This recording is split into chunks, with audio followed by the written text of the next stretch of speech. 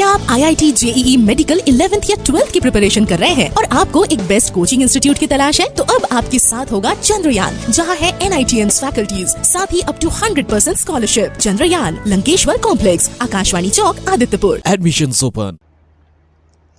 Hello students, welcome again to the YouTube platform of Chandrayaan. आज की class में हम स्टार्ट करेंगे लाइसोसोम, माइटोकॉन्ड्रिया प्लस प्लास्टिड और बहुत सारे ऐसे छोटे छोटे ऑर्गेनेल जिसकी मदद से हमारा सेल एक सुपरफिशियल सेल बन जाता है। तो चलो हम लोग सबसे पहले स्टार्ट करेंगे लाइसोसोम्स के बारे में। क्या होता है लाइसोसोम? लाइसोसोम जो होता है ये क्या होता है? Suicidal bag of the cell होता है। यहाँ पे आप देख सकते हैं कि किस तरीके से एक लाइसोसोम किसी एक के ऊपर अटैक करके और उसे इनगल्फ कर जा रहे हैं। तो हम लोग सबसे पहले देखेंगे लाइसोसोम को क्या कहा जाता है। Suicidal bag of the cell, ठीक है, ये उसका कॉमन नेम है। ठीक है, ये सबसे पहले जो काम करता है ये काम करता है डिस्पोजल सिस्टम की तरह। जिस तरीके से हमारे डस्टबिन होते हैं ना, उसी तरीके से क्या होता है, हमारा लाइसोसोम होता है। लाइसोसोम झाड़ू मार के, पोछा मार के हर एक पैथोजेंस को, बैक्टीरियाज को सेल के बॉडी के बाहर निकाल देता है। इसीलिए इसे कहा जाता है waste disposal system of the cell. ठीक है, इसके अंदर बहुत सारे एंजाइम्स भरे होते हैं, डाइजेस्टिव एंजाइम जिसको कहा जाता है। ये डाइजेस्टिव एंजाइम क्या करते हैं, हमारे बॉडी के अंदर, सेल के अंदर अगर छोटे छोटे कुछ ऐसे फॉरेन पार्टिकल्स है जिसकी ज़रूरत सेल को नहीं है, उसे ये ख़त्म करने का कोशिश करता है। तो इसके अंदर क्या होता है, डाइजेस्टिव एंजाइम। ये डाइजेस्टिव एंजाइम कितने तरीके होता है, लगभग से 50 तरीके का डाइजेस्टिव एंजाइम पाया जाता है। ठीक है, और दूसरा ये चीज़ कि ये किस तरीके से घिरा हुआ है, तो इसमें एक ही सिंगल मेम्ब्रेन कवरिंग होता है। ठीक है, मतलब इसमें डबल प्रोटेक्शन की ज़रूरत नहीं है, इसमें बस एक ही सिंगल मेम्ब्रेन कवरिंग होता है।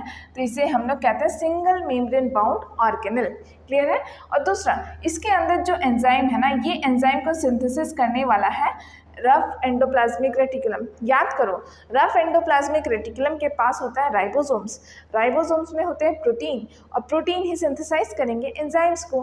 तो इसी तरीके से इसके अंदर एंजाइम्स कहाँ से आया, रफ एंडोप्लाज्मिक रेटिकुलम से आया। और ये रफ एंडोप्लाज्मिक रेटिकुलम क्या करते हैं, यहाँ पे गोल्जी के पास भेज देते हैं, मॉडिफिकेशन पैकेजिंग होता है और कुछ ऐसा चीज़ निकल जाता है कि उसमें से एक लाइसोसोम कहलाता है। ठीक है, दूसरा चीज़, कभी भी अगर सेल डैमेज हो जाता है ना, तो लाइसोसोम उसी सेल में बर्स्ट आउट कर जाता है, एकदम धमाके की तरह धमाका हो जाता है। तो वो सेल क्या होता है, डैमेज हो जाता है। सेल अगर डैमेज हो जाता है तो वहाँ के सारे सेलुलर कंपोनेंट्स को वो इनगल्फ कर जाता है, वो इंट्रासेलुलर डाइजेशन कहलाता है। और ये इंट्रासेलुलर डाइजेशन की मदद से सेल क्या होता है, सेल भी खत्म हो जाता है। एक एग्जाम्पल की तरह याद करो, जैसे मान लो पुलिस ने डंडा मारा, तो अगर मान लो डंडा मारा तो उस जगह पे क्या होता है कि वहाँ पे काला या फिर लाल हो जाता है जगह। तो एक्चुअली मेरा सेल वहाँ के डैमेज हो गया है, इसीलिए तो वहाँ पे लाल या काला धब्बा हो गया है। अब ये लाल और काला धब्बा हो जाने के कारण क्या होता है कि वहाँ के लाइसोसोम एक्टिवेट होकर वहाँ के सेल और सेलुलर कंपोनेंट्स को डाइजेस्ट करने के लिए अपने आप को फोड़ देते हैं, अपने आप को ब्लास्ट कर देते हैं। जैसे ही ब्लास्ट होता है ना, उसी तरीके से सेल भी ऑटोमेटिकली डाइजेस्ट होता है। 1 से 2 सप्ताह के बाद वहाँ पे कोई लाल या कोई काला धब्बा नहीं रहता है। क्यों? क्योंकि वहाँ के लाइसोसोम ने उसे डाइजेस्ट कर लिया है। ठीक है, इसीलिए इसे कहते हैं कि due to the intracellular digestion by the lysosome, इसीलिए इसे कहा जाता है सुसाइडल बैग। ठीक है, इसीलिए कहा जाता है इसे सुसाइडल बैग। क्लियर है? नेक्स्ट आगे हम लोग चलते हैं कि इसका फंक्शन को देख लेते हैं। पहले यहाँ देख लो क्या होता है। एक लाइसोसोम आया, ये कुछ है, उसको डाइजेस्ट कर, देखो डाइजेस्ट कर रहा है कि नहीं कर रहा है। तो इसी तरीके से लाइसोसोम एक्ट करता है हमारे बॉडी में। अब नेक्स्ट देखो यहाँ पे क्या करता है कि यहाँ पे फॉरेन पार्टिकल्स, जो पहले का एनिमेशन था ना, उसमें यही दिखाया गया था कि फॉरेन पार्टिकल्स जो था वो लकीली या अनलकीली हमारे बॉडी के अंदर एंटर कर गया। अभी अगर एंटर कर गया, उसे डाइजेस्ट करेगा कौन, वो होता है लाइसोसोम। तो इससे destruction of foreign particles bye the lysosome. दूसरा, इंट्रासेलुलर डाइजेशन। क्या होता है इंट्रासेलुलर? इंट्रासेलुलर का मतलब होता है विद इन द सेल। ठीक है, विद इन द सेल। ठीक है, दूसरा विद इन द सेल मतलब अगर मान लो सेल को डाइजेस्ट करना रहा या सेल को ख़त्म करना रहा, तो कौन ख़त्म करता है, ये लाइसोसोम ख़त्म करता है। ठीक है, दूसरा removal of cell debris. Cell debris यानी कि सेल का वेस्ट। ठीक है, सेल का वेस्ट। ठीक है। सेल वेस्ट को भी हटाने का काम कौन करेगा? ये करेगा लाइसोसोम। लाइसोसोम अगर ना हो तो हमारे शरीर में सेल के अंदर झाड़ू पोछा वगैरह नहीं हो पाएगा, तो झाड़ू पोछा कौन करेगा? लाइसोसोम करेगा। ठीक है। दूसरा, ऑर्गन्स में मान लो कि कभी डैमेज हो जाता है तो उसको भी डाइजेस्ट करने का काम करता है लाइसोसोम्स। ठीक है। तो ये इंट्रासेल्युलर डाइजेशन में मदद करता है। दूसरा, ये फॉरेन पार्टिकल्स को ख़त्म करता है। तीसरा, सेल के डेब्रीज यानी कि सेल वेस्ट को भी रिमूव करता है। नेक्स्ट आगे बढ़ते हैं, हम लोग चलेंगे अपने माइटोकॉन्ड्रिया के बारे में। माइटोकॉन्ड्रिया क्या होता है? Mitochondria is the power house of the cell. क्यों कहते हैं इसे power house of the cell? क्योंकि ये जनरेट करते हैं एटीपी। एटीपी का जनरेशन कहाँ होता है? हमारे माइटोकॉन्ड्रिया में होता है। तो माइटोकॉन्ड्रिया को हम लोग कहते हैं power house of the cell. ठीक है। दूसरा, ये एक बहुत इम्पॉर्टेंट ऑर्गेनल होता है। क्यों होता है? क्योंकि यहाँ पे होता है सेलुलर रेस्पिरेशन। इस सेलुलर रेस्पिरेशन के कारण ही यहाँ पे क्या होता है? एटीपी का जनरेशन होता है। डिटेल स्टडी नहीं करना है, बट इतना समझना है कि यहाँ पे क्या होता है? माइटोकॉन्ड्रिया एरोबिक रेस्पिरेशन का साइट प्रोवाइड करता है, इसलिए ये कैसा है? एरोबिक।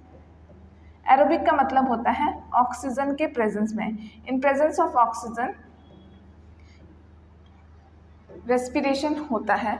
अगर यहाँ ऑक्सीजन के प्रेजेंस में रेस्पिरेशन होगा तो एटीपी का जनरेशन भी होगा, और एटीपी का जनरेशन होगा तो ये power house of the cell organelle भी कहलाएगा। आई थिंक हम यहाँ पे गलत लिख दिए हैं, ये ऑर्गेनल नहीं है, ऑफ द सेल है। ठीक है, गलती से। ठीक है। तो यहाँ पे है कि डबल मेम्ब्रेन बाउंड ऑर्गेनल भी है। डबल मेम्ब्रेन बाउंड का क्या मतलब है? दो लेयरों से घिरा हुआ। जैसे डबल प्रोटेक्शन होता है, घर के दीवार के दो लेयर्स होते हैं, तो उसी तरीके से इसको डबल प्रोटेक्शन दिया गया है। तो डबल मेम्ब्रेन होता है, आउटर मेम्ब्रेन होता है, एक होता है इनर मेम्ब्रेन। पहले हम लोग स्ट्रक्चर के बारे में बात करते हैं, उसके बाद देखते हैं। ये रॉड शेप का ऑर्गेनल है, इतना तो हमें पता है। दूसरा क्या होता है? इसके जो इनर मेम्ब्रेन है ना, उसका क्या होता है? ये फोल्डेड स्ट्रक्चर में होता है, कुछ इस तरीके से। ठीक है, फोल्डेड स्ट्रक्चर में होता है। ठीक है, ये फोल्डेड स्ट्रक्चर में होता है, ये होता है इनर मेम्ब्रेन। पहले आउटर मेम्ब्रेन को मार्क करते हैं, आउटर मेम्ब्रेन। ठीक है। दूसरा क्या है? दूसरा है इनर मेम्ब्रेन।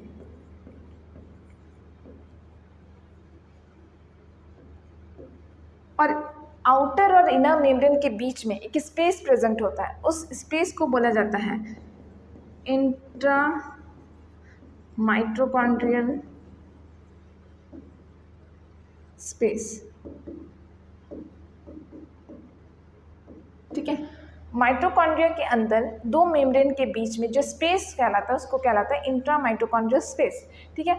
तो ये जो आउटर मेम्ब्रेन होता है ना, ये कैसा है? ये परमिएबल इन नेचर है। ठीक है, परमिएबल इन नेचर है। एंड यहाँ पे ये क्या करता है? आउटर मेम्ब्रेन में पोरीन्स प्रेजेंट होते हैं, छोटे छोटे क्या होते हैं?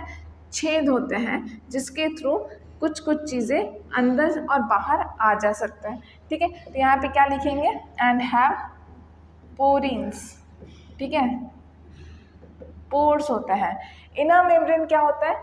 इनर मेम्ब्रेन जो होता है सेमी परमिएबल इन नेचर होता है, परमिएबल इन नेचर होता है, प्लस फोल्डेड। फोल्डेड होके क्या बना लेगा? फोल्डेड होके बना लेगा क्रिस्टी, क्रिस्टी फॉर्म करेगा, फोल्डेड टू फॉर्म क्रिस्टी। ठीक है। अब ये क्रिस्टी में क्या होता है? ये क्रिस्टी जो होता है, ये जो फोल्डेड स्ट्रक्चर है ना, इसको बोलेंगे क्रिस्टी। ठीक है। इस क्रिस्टी में क्या होता है? बहुत सारे ऑक्सीजोम्स पाया जाता है। ये ऑक्सीजोम्स क्या प्रोवाइड करता है? इसी ऑक्सीजोम्स में इंट्रासेल्युलर डाइजेशन नहीं, एनर्जी का प्रोडक्शन होगा। ठीक है। ये प्रोवाइड करता है site for cellular respiration, cellular respiration and production of ATP.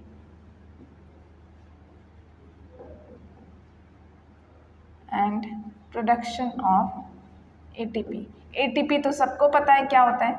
ATP जो होता है एडिनोसाइन ट्राइफॉस्फेट, यानी कि एक ऐसा मॉलिक्यूल जिसके बदौलत हमारे बॉडी में एनर्जी सिंथेसाइज होता है। ठीक है। एटीपी क्या है? Adenosine triphosphate.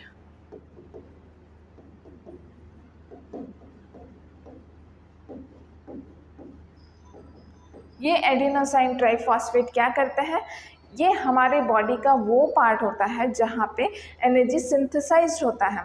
अगर मान लो कि ये मॉलिक्यूल्स जो है ना बदले में क्या करते हैं, एनर्जी करेंसी होते हैं। जैसे मान लो एटीपी हमें मिलता है, बदले में एनर्जी लेते हैं। सेल्स को चाहिए एटीपी, एटीपी जुड़ के एनर्जी बनता है, ठीक है। दूसरा मेन इंपॉर्टेंट चीज़ इसके अंदर होता है मैट्रिक्स, ठीक है।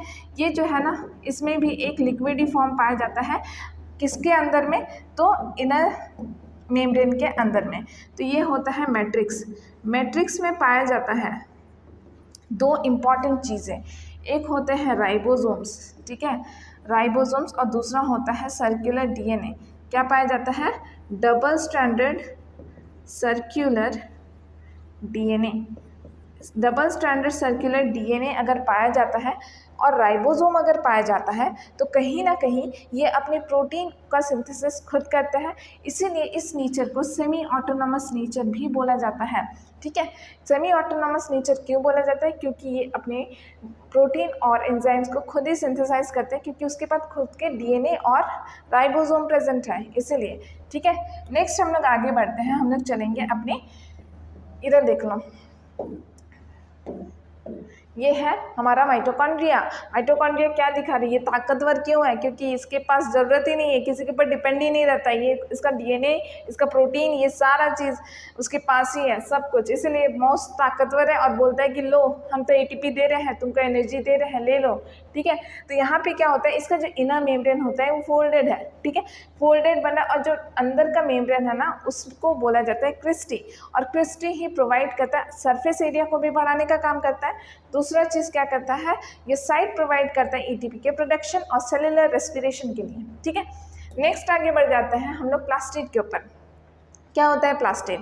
प्लास्टिड एक ऐसा सेल ऑर्गेनल होता है जो कि सिर्फ और सिर्फ किस में प्रेजेंट होगा, सिर्फ और सिर्फ प्लांट सेल में प्रेजेंट होगा, एनिमल सेल में नहीं प्रेजेंट होगा, ठीक है। इस बात को ध्यान में रखना है। दूसरा चीज़ ये है कि ये भी कैसा है, माइटोकॉन्ड्रिया की तरह डबल मेम्ब्रेन बाउंड ऑर्गेनल होता है, ठीक है। इसके अंदर भी माइटोकॉन्ड्रिया की तरह ही खुद का डीएनए, ठीक है, खुद का डीएनए और राइबोसोम्स प्रेजेंट होता है। हेंस they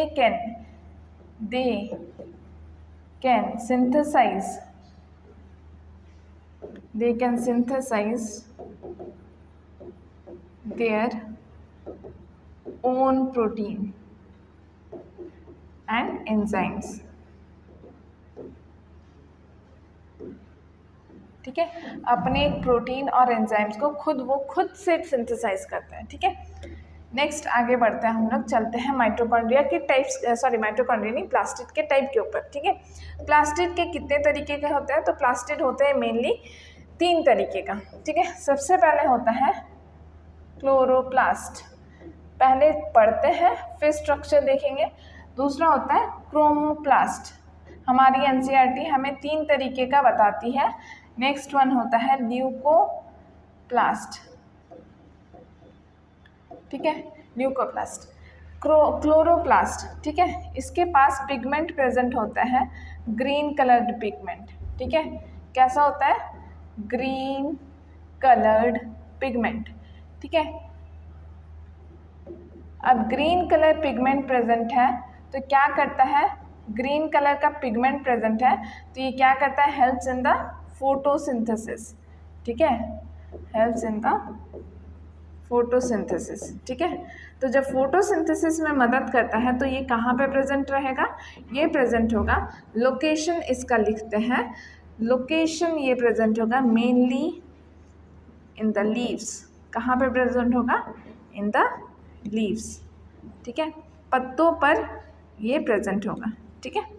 दूसरा क्रोमोप्लास्ट, क्या होता है क्रोमो का मतलब होता है कलर्ड, कलरफुल पिगमेंट, ठीक है, कलरफुल पिगमेंट्स, ठीक है। तो कलरफुल पिगमेंट्स कहाँ प्रेजेंट होंगे, कलरफुल पिगमेंट्स प्रेजेंट होंगे, लोकेशन ये प्रेजेंट होंगे मेनली कहाँ पे, मेनली इन फ्लावर्स और फ्रूट्स में, फ्लावर्स एंड फ्रूट, ठीक है। फ्लावर में प्रेजेंट होंगे, फ्रूट्स में प्रेजेंट होंगे, क्योंकि ये क्या है, कलर्ड है, ठीक है। ल्यूकोप्लास्ट, ल्यूकोप्लास्ट जो होता है इसका मतलब होता है कलरलेस पिगमेंट, कलरलेस। ये पिगमेंट कैसे दिखेंगे, बिल्कुल भी इसमें जैसे कुछ कलर नहीं है, ठीक है। तो दूसरा ये क्या करता है, प्लास्टिड, ये प्लास्टिड हेल्प करते हैं, helps to store food, food को अपने में स्टोर करने में मदद करते हैं। दूसरा चीज़ ये है, अगर फूड को ये स्टोर करेंगे तो इसका लोकेशन कहाँ होगा, तो लोकेशन इसका होगा mainly in the stem and root, ठीक है। आप देखो, आप आलू खाते हैं, ठीक है, वो क्या है, स्टोर्ड फूड होता है। किसका स्टोर्ड फूड होता है, प्लांट का स्टोर्ड फूड होता है। कहाँ प्रेजेंट होता है, वो स्टेम होता है, वो स्टेम है।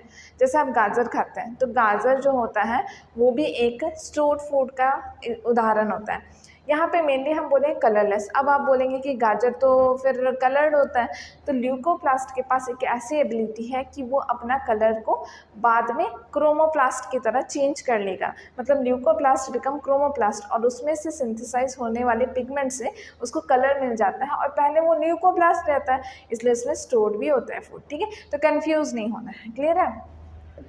नेक्स्ट चलो हम लोग अपना डायग्राम थोड़ा देख लेते हैं कि किस तरीके से एक क्लोरोप्लास्ट को हम बनाएंगे।